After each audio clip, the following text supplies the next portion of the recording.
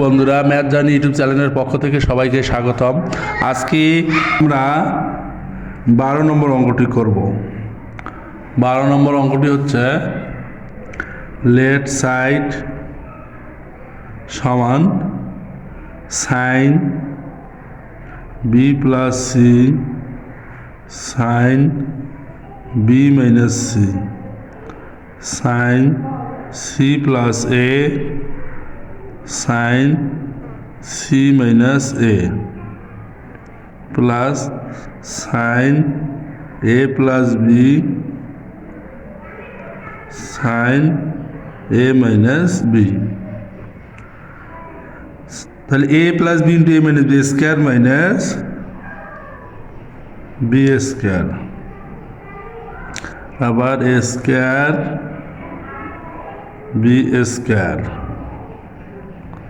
আবার a square minus b square. তাহলে sine square b কাটা সাইন স্কোয়ার সি কাটা সাইন স্কোয়ার এ কাটা গেলে 0। Right side proved. CROVED। এরপর আমরা 13 নম্বর অঙ্কটি করতে পারি। 13 নম্বর বলছে left side sine x plus y ভাগ sine x minus y sine a plus b sine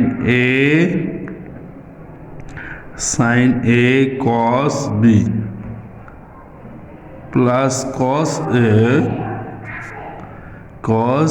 A sine b sine a cos b cos a sine B.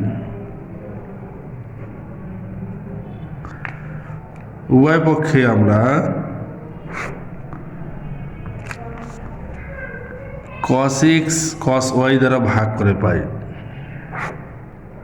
তো লব হরকে cos x cos y দ্বারা ভাগ, তাহলে sin x cos y plus cos x sin y।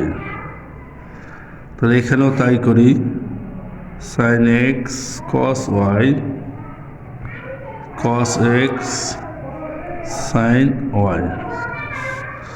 তাহলে cos x cos y আমরা side note দিতে পারি, লব ও হরকে cos x cos y দ্বারা